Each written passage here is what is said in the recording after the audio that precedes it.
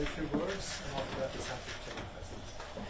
Hello, very good to see you all. As you know, this is a very busy session of the Board of Governors with many important issues. So with that, let's go straight to your questions.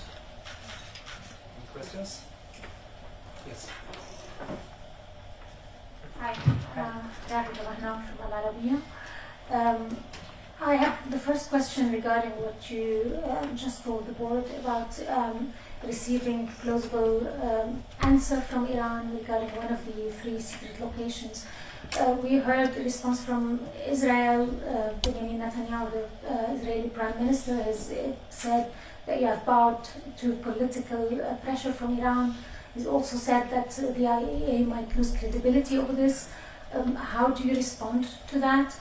And maybe I'll wait for your answer and ask the second question. Maybe you can. Okay, it's also regarding the 60% enriching of uranium by Iran. Has this been now, is this now a de facto thing that the IAEA has accepted? Because we don't hear alarm bells on this. You said that there's 100 kilograms of uranium enriched to 60%. Mm-hmm. Why is this not raising more concern? Well, thank you very much. Two very important questions. Regarding the issue of Maryland, let me say that what we have informed is that we have received a response from Iran, which is plausible, and this is why we have said that we have no further questions on this particular segment of an issue which is much wider.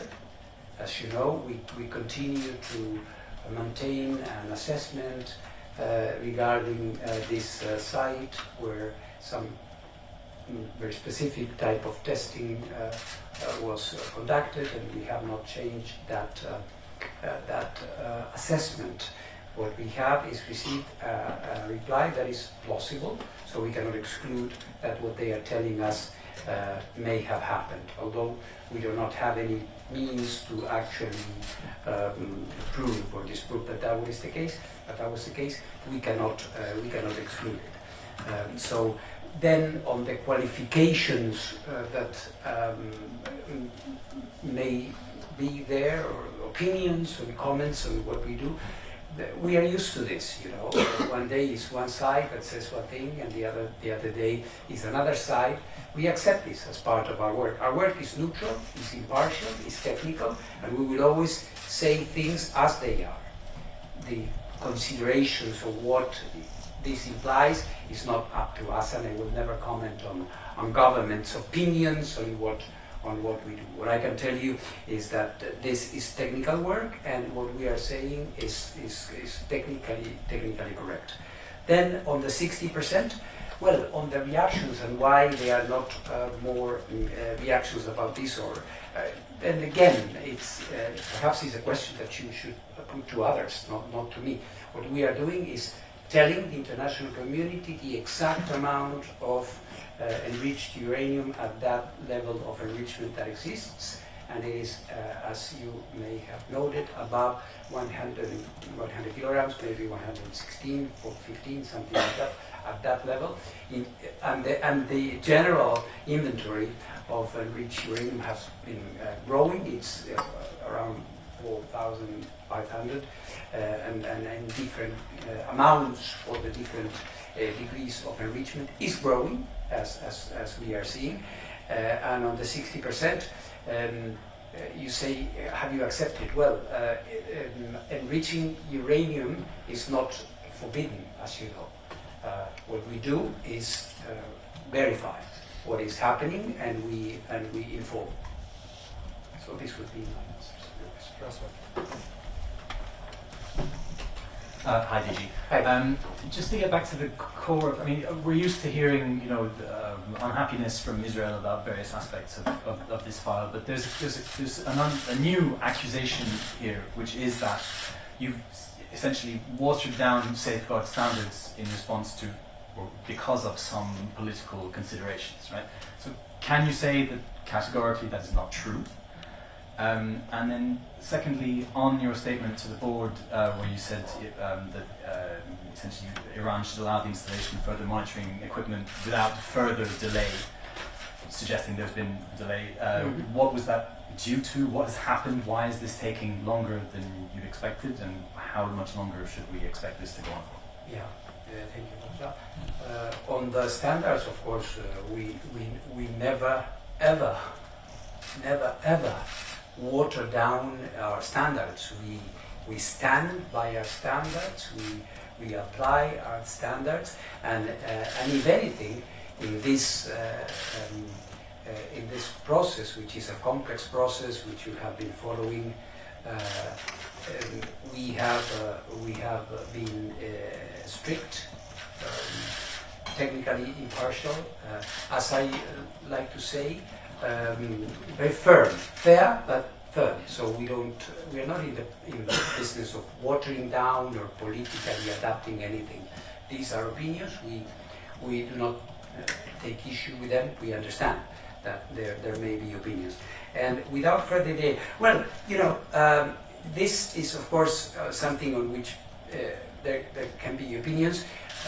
We had a joint statement agreed, as you remember, in March, presupposing that we would be implementing a number of voluntary additional monitoring and verification measures, and this is going very slow.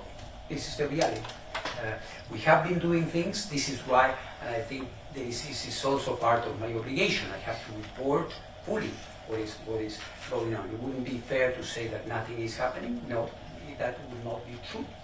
The reality is that we have installed some cameras, we have installed some electronic monitoring devices, some places, but there is a lot more that needs to be done. This is why, since obviously I want to have as much capabilities, monitoring capabilities in place as soon as possible, maybe in due regard to what your colleague was asking, it's an inventory that is growing, so I think we need to be present. I think we need to be monitoring as much as we can. This is why I'm saying we need to go fast. Albert Otti, DP Asia, press agency. Yes. I have a question about Ukraine.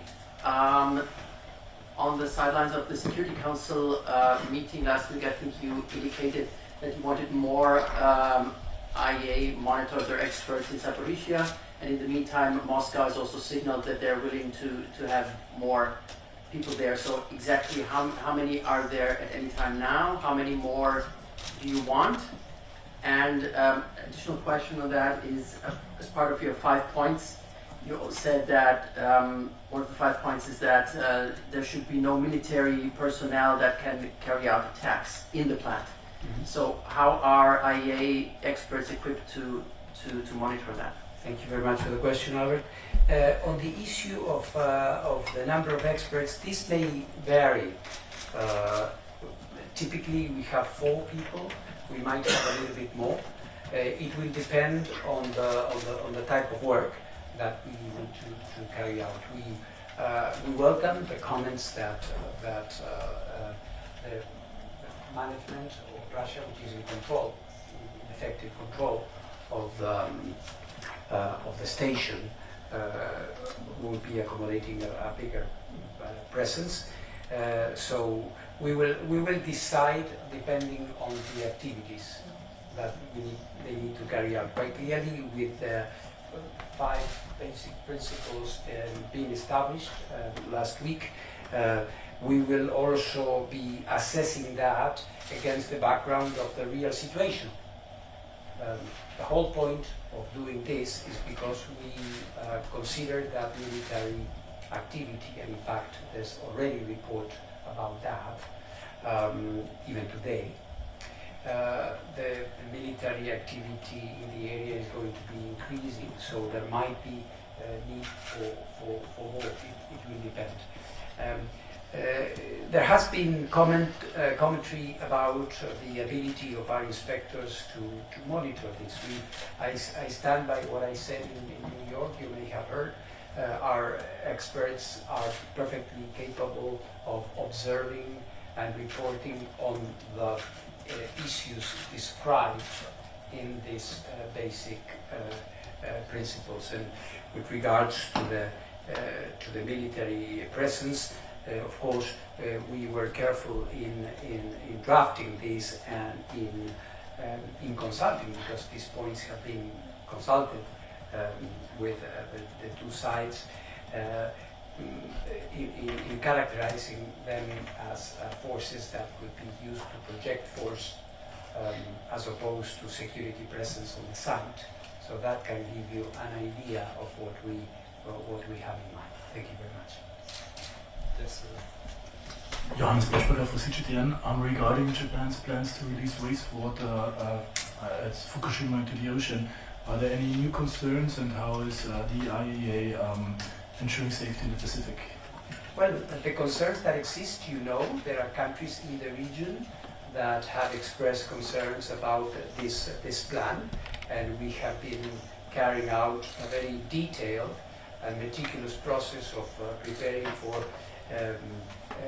a number of reports, and my final comprehensive report is going to be, I hope, completed in a few weeks. We just issued another one, so each one of our reports is public, so you may have an idea of what we have been doing. Of course, as the date of final decision and perhaps start of a possible campaign of controlled discharge of this water approaches, the level of interest, concern, and perhaps even political discussion, as we are seeing at the board of governors, increases.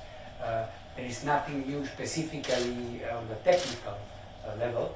We are carrying out our activities as planned. Thank you. Hello, my name is Stephanie Lichtenstein. I'm a freelancer today reporting for the Associated Press. Sorry to be asking two different questions, one on Ukraine. In case I misunderstood you, you do not have a clear idea yet at what point the number of monitors at ZNPP will be increased. Is that correct, my understanding? And my second question is about the reinstalled monitoring equipment, the ones that you have actually managed to reinstall.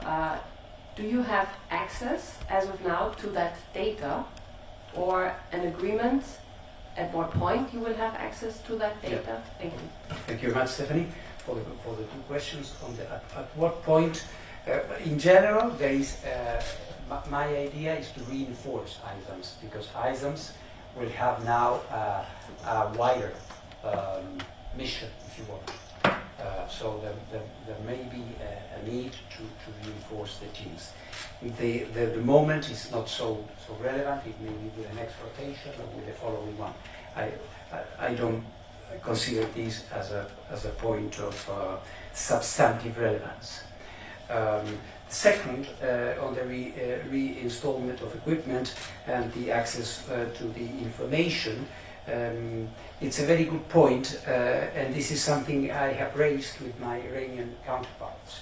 Of course, the reinstallment of the equipment is very important, having the cameras that were removed or disconnected, or the electronic monitoring devices that we may have to control and to check the enrichment levels and activity is very, very important. But it is obvious that there has been an important gap in the information, and I would characterize this as two types of gaps.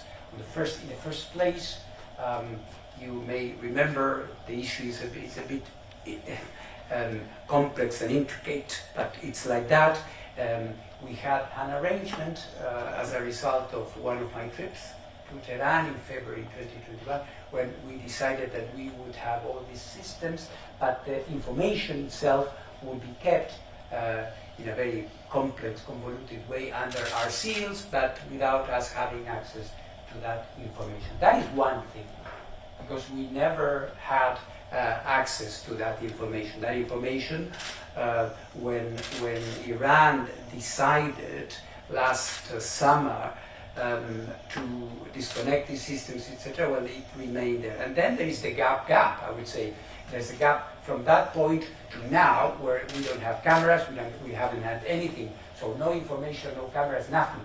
So well, all we are saying, and I think this is common sense basically, all right, we reconnect the cameras and we have the systems again, but in order for us to be able to reconstruct the whole picture, we need to sit down with Iran and have some way to reconstruct the jigsaw puzzle.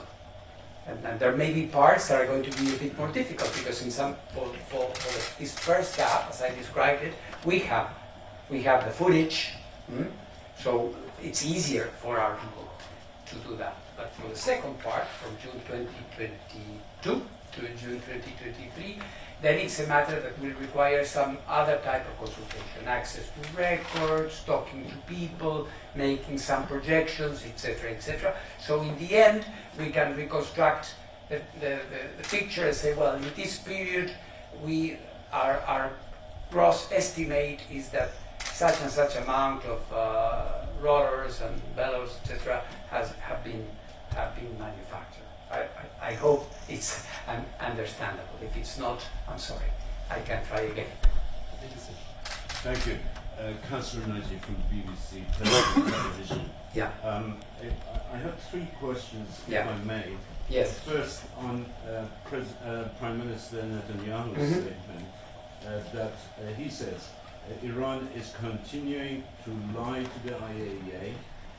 The IAEA has capitulated to Iran's pressure, and this capitulation is a black stain on the records of the IAEA. I just wondered whether you can specifically address these allegations. One. Secondly, the issue of marijuana over there. You say there is some explanation on some aspects of what happened Correct. there, and you standing by what you said, and your assessment stands on other issues vis-a-vis this particular site. I just wondered whether you can actually tell us exactly what, according to you, happened in Obade that is problematic.